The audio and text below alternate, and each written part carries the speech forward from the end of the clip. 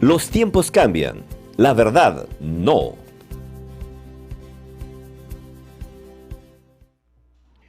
Muy buenos días amigos, ¿cómo están? Les saluda Rafael Poblete y bienvenidos a La Noticia Perú, nuestro canal digital aquí en el diario Noticia. Muy bien, nuevas noticias, nueva información en esta crisis política que se avecina. ¿Existe el camino para la disolución del Congreso o el cierre del Congreso? Bueno, ya lo veremos, está en manos de los políticos actualmente. Conflicto de competencias, denegación fáctica, son varios términos que estoy escuchando estos días y voy a hablar de todo un poco con el doctor Ernesto Blume Fortini, constitucionalista y es magistrado también del Tribunal Constitucional. Doctor Blume, muy buenos días, ¿qué tal? ¿Cómo está? Buenos días, muchas gracias por la invitación. Siempre es grato asistir a su programa Muchas y gracias, aquí doctor. estoy dispuesto a dialogar sobre estos temas tan urgentes y tan preocupantes que afectan al país. Doctor, ¿existe entre el Ejecutivo y el Legislativo en estos momentos conflicto de competencias? ¿Quién tiene la razón en estos temas?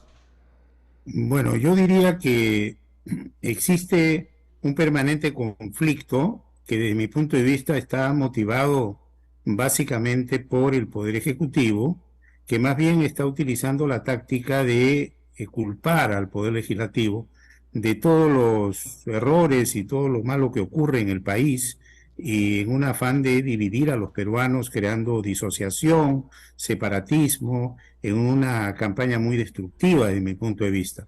Ahora, que hay un conflicto de competencias en este momento, sí lo hay, porque a pesar que hay una ley muy clara que ha sido vista por el Tribunal Constitucional y convalidada en su constitucionalidad, que establece claramente que el Poder Ejecutivo solo puede plantear cuestión de confianza respecto a temas que hacen a su política pública y no puede plantear cuestión de confianza sobre otros temas, incluyendo la reforma o las competencias, la reforma constitucional o las competencias de otros órganos del Estado.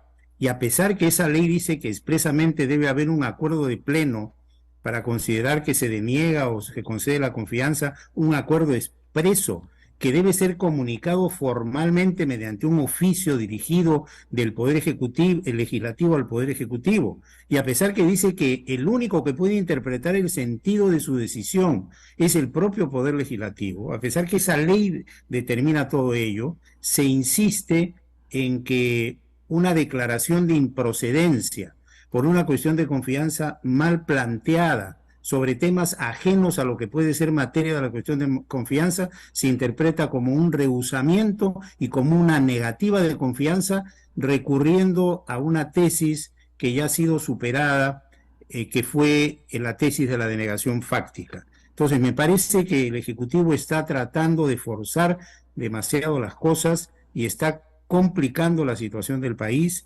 y se ha adoptado una decisión muy grave por parte del Consejo de Ministros, cuyo contenido hemos conocido a través del acta respectiva el último domingo, y es que han considerado la mayoría de miembros de este Consejo de Ministros que ha habido una denegación fáctica, lo cual es gravísimo, porque esa figura está ya proscrita en el país.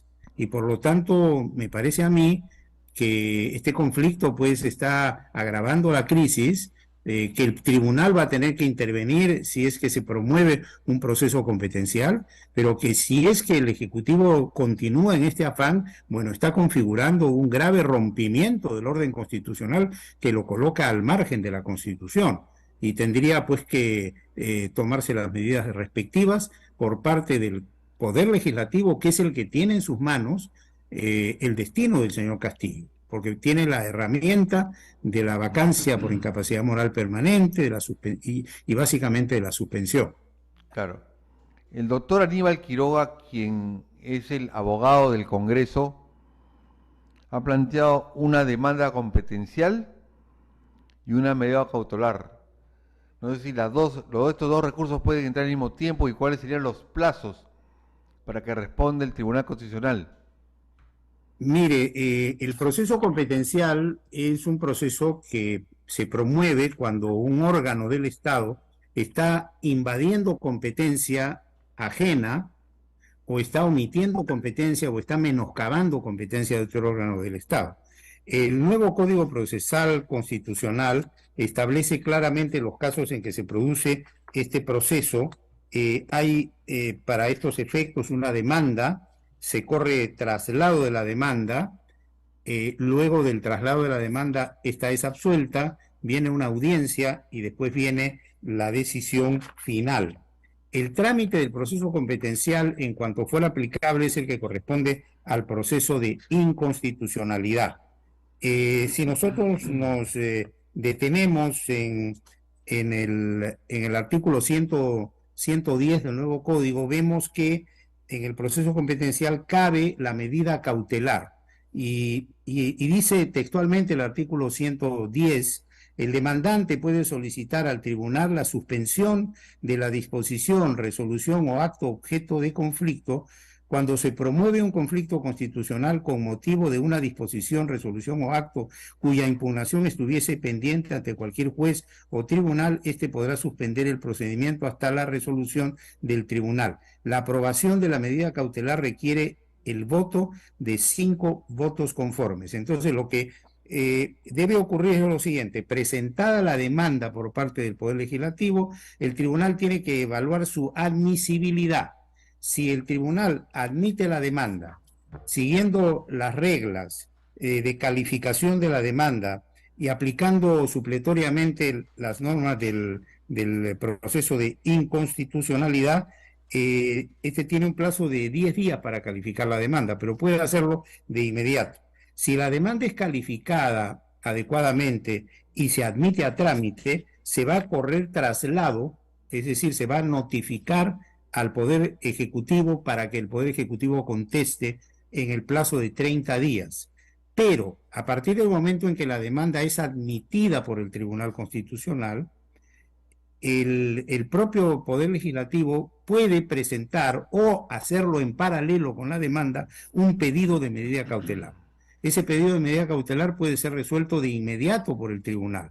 Y yo sugiero muy respetuosamente que, dada esta coyuntura y dada la tirantez que hay y toda la situación que conocemos, el Tribunal Constitucional, tan pronto reciba la demanda, trate de evaluarla, dada la urgencia de la situación y teniendo en cuenta el rol pacificador que tiene un Tribunal Constitucional, trate de evaluarla en el menor tiempo posible y de ser admitida, pueda calificar el pedido de medida cautelar, para el cual se requieren 5 votos, en cuyo caso, de obtenerse los 5 votos, habría una orden del tribunal inapelable, inamovible, que defina la situación y que pare este empeño del Poder Ejecutivo de disolver el Congreso, porque eso es lo que pretende, ¿no? Esta sería la figura, digamos. Con la designación de la señora o la señorita Bexy Chávez como nueva ministra de la Presidencia del Consejo de Ministros, o la Presidenta del Consejo de Ministros, ¿se estaría usando la bala de plata, como se decía en algún momento, o sería la segunda bala de plata? Mire, yo creo que en este momento, desde el punto de vista estrictamente constitucional y de acuerdo a mi modesta opinión, todavía no podemos hablar de haber usado una primera bala de plata, porque lo que está pretendiendo el poder ejecutivo es inconstitucional, porque ha planteado una cuestión de confianza sobre un tema sobre el que no le corresponde plantear cuestión de confianza, de acuerdo a una interpretación conjunta de la Constitución y de la ley de la cuestión de confianza, que es precisamente, y la tengo acá a la mano, es la ley 31.355. Esta ley desarrolla el ejercicio de la cuestión de confianza regulado en los artículos 132 y 133 de la Constitución. Entonces, el Ejecutivo ha ido contra la Constitución y contra esta ley que desarrolla la cuestión de confianza.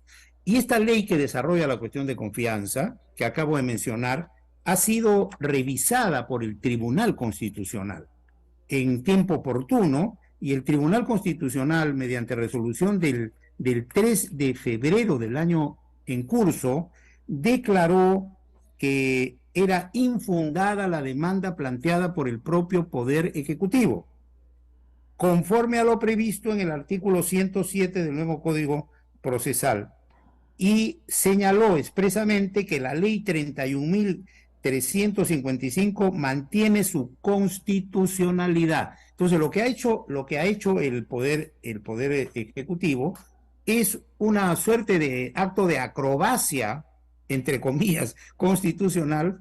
Ha inventado que puede hacer lo que no puede hacer y pretende que una improcedencia decidida por el Poder Legislativo sea interpretada como una denegación de confianza respecto a un tema sobre el que no puede plantear cuestión de confianza.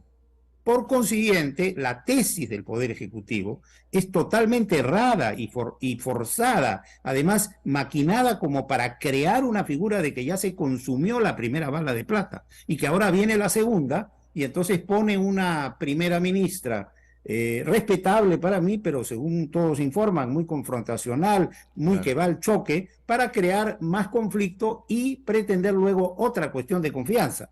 Con lo cual estaría, según el Ejecutivo, agotando la situación y estaría expedito para disolver. Pero este despropósito, esta inconstitucionalidad, pues no la debemos permitir los peruanos.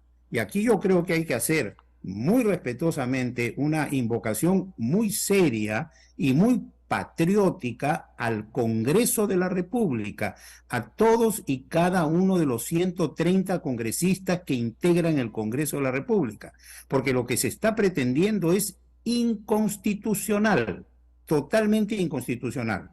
Y quienes están avalando esta posición, pues están arriesgándose a una situación de una muy irregular y además de responsabilidad que a la larga tendrá que determinarse. Yo me pregunto, quienes firmaron esa acta de un Consejo de Ministros en donde se resuelve tener por denegado aquello que no es constitucional, porque esa posición no es constitucional, bueno, tendrán que responder. Ahí hay una opinión de un penalista que creo que ha sostenido que se trata de una tipificación de falsedad ideológica. Me parece que se ha hablado ya de falsedad ideológica y de otras figuras. Entonces, acuérdense bien lo que ocurrió en la época de Fujimori y cómo terminaron aquellos que con mucho empeño blandeaban las banderas de Fujimori, y al final lo que ocurrió fue que varios personajes terminaron en la cárcel y algunos hasta ahora están en la cárcel. Entonces no se puede jugar así tan ligeramente e inventando, haciendo acrobacia, como algunos académicos, entre comillas, sostienen que se puede hacer. O sea, la Constitución es clara, la ley es clara, ya el tribunal, vuelvo a decirlo por tercera vez, ya el tribunal se pronunció sobre la constitucionalidad de la ley 31.355, y esta ley dice claramente que solamente se puede plantear cuestión de confianza sobre materias de competencia del Poder Ejecutivo relacionadas directamente a la concreción de su política general de gobierno. Ese es el tema. No hay sobre reformas, no hay sobre competencia de otros órganos.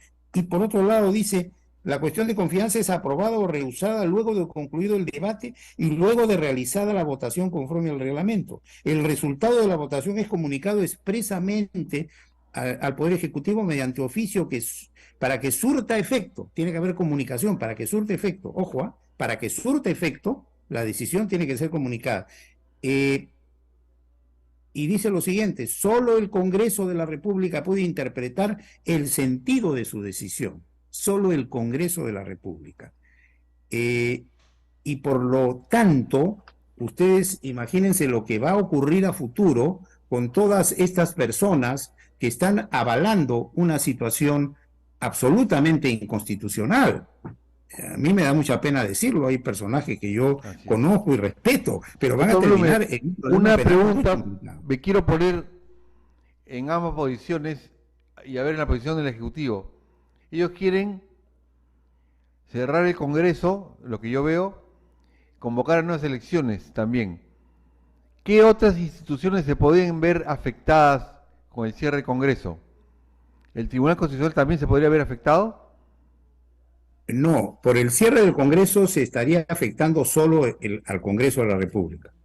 Mm. Si optan por esa vía, en aplicación de la Constitución, lo que tiene que hacer el presidente de la República es, obviamente, convocar a elecciones para congresistas que completarían el mandato, y para eso debe hacerlo en armonía con lo expresamente previsto en el artículo 130 y me parece que es el 134 de la Constitución, que dice: el presidente de la República está facultado, en ese supuesto que sostengo yo, en este caso no se da, para disolver el Congreso si éste ha censurado o negado su confianza a dos consejos de ministros. El decreto de resolución o disolución contiene la convocatoria de elecciones para un nuevo Congreso. Dichas elecciones se realizarán dentro de los 4 meses de la fecha de disolución, sin que pueda alterarse el sistema electoral preexistente.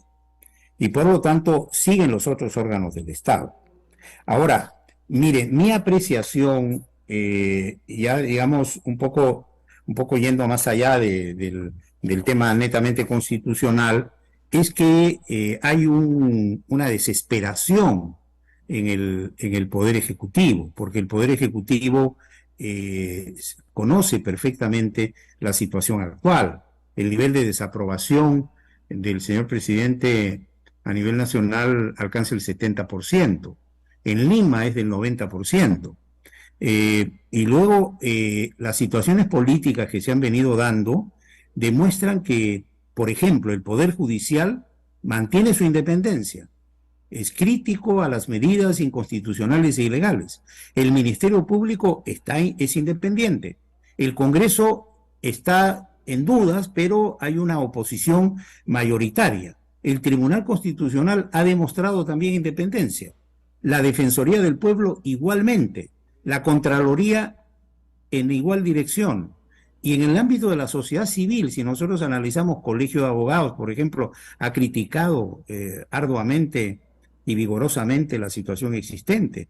Y en el tema de los medios de comunicación, la mayoría de medios ya se han percatado y son críticos del gobierno. Los En el ámbito de empresarios la también. Policía Nacional, el gobierno busca controlarla y someterla.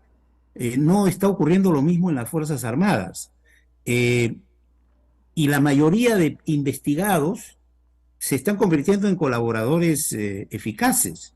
Hay una serie de carpetas en investigación. Es decir, el gobierno está en una situación muy delicada, y yo creo que está perdiendo la ecuanimidad y la serenidad.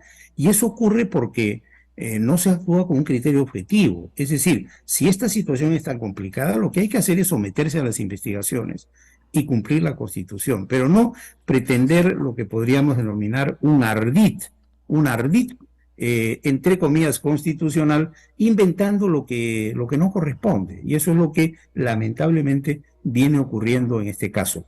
Pero el fondo del asunto yo lo percibo como un gobierno débil, un gobierno desesperado, un gobierno que está cercado y un gobierno que quiere atropellar para luego de disolver el Congreso hacer una convocatoria inconstitucional a una asamblea constituyente, entonces Doctor, romper el orden constitucional. ¿no será Y eso que evidentemente puede producir una serie de efectos. Yo no creo particularmente que el Congreso se deje avasallar, ni que las Fuerzas Armadas se dejen avasallar. no será que la Y los demás amenaza de ir a la peruanos cárcel del tienen que... presidente o del ¿Cómo? juicio, no será del tema, los temas penales pesan más que lo político en el presidente de la República? Habrá que preguntarle a él, pero yo actúo desde un punto de vista de observador, ¿no? Yo digo, si una persona que es presidente de la República es cuestionada, ¿qué tiene que hacer esa persona? Claro. Tiene que decir: yo no tengo nada que ocultar, que me investiguen. Y si ve que la situación se le complica mucho, como dice que es una persona que piensa en el Perú y que representa al pueblo y su preocupación es por el pueblo, y esta situación está hundiendo al Perú, decir: bueno, voy a dar un paso al costado, me someto a todas las investigaciones, y como para mí primero está el Perú y después estoy yo, pues me retiro, Total, ya llegó a ser presidente de la República, pero no sigo entornillado en un puesto tratando de buscar 1000 argumentos, cuestionando a los que me cuestionan, denunciando a quien a mí me denuncia, y en una especie de lucha de denuncias y de cuestionamientos, una especie de pleito, como lo que diría el doctor Luis Bedoya Reyes, que para descanse, un pleito de plumas, ¿no? Que cada uno esgrime sus argumentos para seguir entornillado en el puesto. Es decir, yo lo he dicho varias veces y lo digo con todo respeto al señor presidente de la República, pero uno tiene que decir lo que piensa. Para mí, el señor Castillo, con todo respeto, no da la talla, no da la talla. Y él mismo lo ha dicho públicamente ante el periodista Rincón, que él ha entrado a la presidencia a aprender. Claro. Pero fíjese que hay responsabilidad, manejar un país que requiere tanta especialidad y tanta experiencia y tanto rigor y tanto esfuerzo y tanta responsabilidad. En forma irresponsable entro a la presidencia para recién aprender.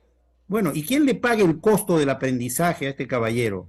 Todo el Perú, lo estamos pagando todos. Lo está pagando la democracia, lo está pagando la institucionalidad, lo está pagando la prensa, lo está pagando todo el pueblo. En una situación que nos deteriora, nos quita esperanzas, nos quita futuro como país. Claro. Entonces, el señor Castillo tiene que ponerse una mano en el pecho. Si él lanza a los 4 vientos esta teoría de que él habla por el pueblo y tiene al pueblo en cada minuto de sus intervenciones, ¿no? Se atribuye una representación del pueblo. Bueno, por el pueblo, pues. Si el pueblo, señor presidente, no lo quiere porque tiene usted una desaprobación muy grande y está usted complicándole la vida al país, pues dé un paso al costado. ¿Por qué se aferra usted al poder? Por la salud de todos hay que dar un paso al costado. Es lo que por la salud de todos. Y los señores congresistas entiendan de que o toman la decisión o va a venir acá una disolución del Congreso y vamos a complicarnos más y todos vamos a ser perjudicados. Entonces es la hora. Yo creo que es un momento histórico que tenemos que pensar con todo patriotismo, con toda buena voluntad, con todo amor hacia el Perú y decir, primero el Perú, este Perú que tanto nos ha costado y tanto queremos, y queremos un Perú lleno de futuro y que sea materialización de sueños de miles de jóvenes y de niños. Estamos acá peleándonos por gusto, en realidad, cuando hay capricho de una persona. Doctor Ernesto, muchas gracias por la entrevista y gracias por las palabras finales. Gracias a usted. Que es lo que muy necesitamos amable. Todos. Un poco de esperanza siempre, doctor, es bueno. Y yo creo que, yo en lo particular, si usted me da un medio minuto, yo me resisto a caer en la desesperanza. Yo creo que el Perú es más grande que sus problemas. Y creo que lo que necesitamos es gente de coraje, que hable claro e invoque la unidad y la concordia nacional. Tenemos que unirnos, no puede esta situación avasallarnos. Y el Perú no es comunista, no es socialista, no queremos acá el castrochavismo, ni el comunismo del siglo XXI, ni el socialismo del siglo XXI. Eso que quede claro, no nos vamos a dejar avasallar, cueste lo que cueste. Muy bien, doctor Ernesto Blumes. Espero convocarlo para otro programa porque hay muchos temas que nos han quedado por ahí. Encantado. Y por ejemplo, quiero hablar en el próximo programa un poco de historia, de dónde salió esa frase de negación fáctica. Eso lo vamos a conversar y hay un responsable. Y ese responsable está en este momento en el Poder Ejecutivo. Y creo que es el gran ideólogo de todas las inconstitucionalidades que se vienen haciendo. Y ya hablaremos de eso. Ya veremos. Hasta luego, doctor Ernesto Blumes. Muchas gracias por la entrevista. Ha sido el doctor Ernesto Blumes Fortini con nosotros aquí en La Noticia Perú. Ya venimos después de una pausa. Gracias. Primero tu salud. Programa médico con los mejores especialistas que te orientarán para cuidar tu salud. Consejos, prevención y mucho más. Porque siempre debe estar primero tu salud. Sábados de 11 a 12 del mediodía en La Noticia Perú, tu canal favorito. Los tiempos cambian, la verdad no.